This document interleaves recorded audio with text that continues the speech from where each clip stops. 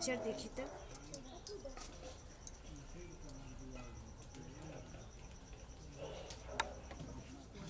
चले क्या अरे मिले क्या बड़ा दिन हो गया ये मुझे अरे मिले क्या हे भगवान मिला देता तुम्हारे पार पर लड़ुआ चढ़ा दे बजरंगी बात मारे हमार अरे हाय हाय हाय बैठे ला आय आय करे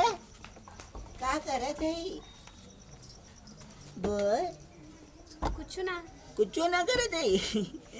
इस शीशा में अपन मुंह देखा थे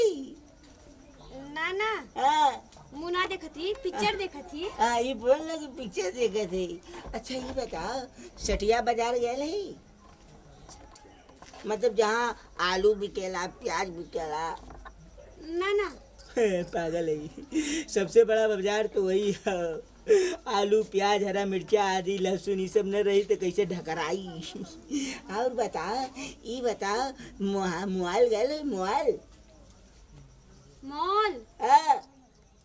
हाँ गलनी बहुत पहले। अरे बाप रे 4-5 तल्ला में घुस गए लली ऊपर छत्ता पर ना ना एक का तल्ला करे एक के तल्ला करे अरे बाप और ये बता फिल्म देख ले है आलू प्याज के दुकान गए आलू प्याज हाँ। अरे वाह ये सत्य बोली अब मोहाल गए मोहाल में मोहाल देख ले मोहाल देख ले मोहाल में गए का लेवे गली एक के तल्ला करे गलनी जो का लेवे गली आलू प्याज देखा मोहाल में आलू प्याज भी कर रे बड़ा खोपड़ी तोड़ दिमाग जरूर तू चुनरी लेवे गए लली मोहाल में नहीं हमरे ऊ लिया के देले हम। अरे वाह वाह वाह वाह वाह रे हमर सुगवाग बारे करे जा हमर पोपो बारे खुरबुरवा गैया का दूध पी ले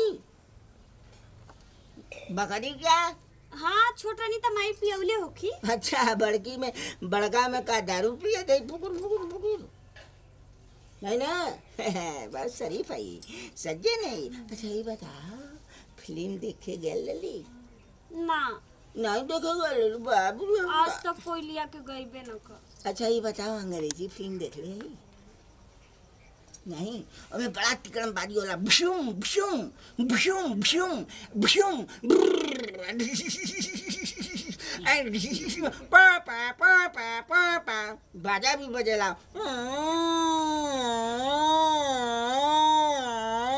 पूरी सा वाला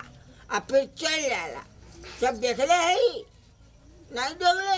चल दिखा तुके आओ आजे दिखा चल चल तुके आज दिखाओ ठीक चल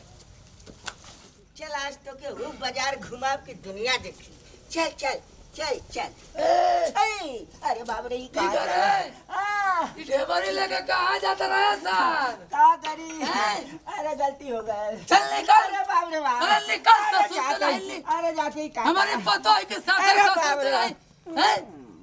सर साला बहुत मेहर मऊ बने मत तू क्या करता लोग को हैं एकदम हरामी है का रे ना बाबूजी हम जा बाबूजी कहला तोरी चूल्हा भाड़ में चल निकल चल हराम खोरी नहीं था एकदम से लाज शर्म घोर के पी गले बाड़ू हराम खोरो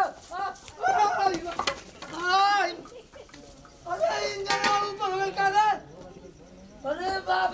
का बाबूजी अरे जैसे एकदम हाल लोग को धरे किया से हमारी आई बाप तो काम ना बा जाता नहीं पिक्चर देखे था हैं मूड खराब कर देना। अरे बाप रे बाप अरे आज हाल लोग के लगा किया से एकदम दिमाग में घूमने लगल है हमारी तो हैं पकड़िए एकरा इठवा सही से ना लगावत है मार के तोर पिठिया रात कते आय बाबूजी कुकुर नहीं था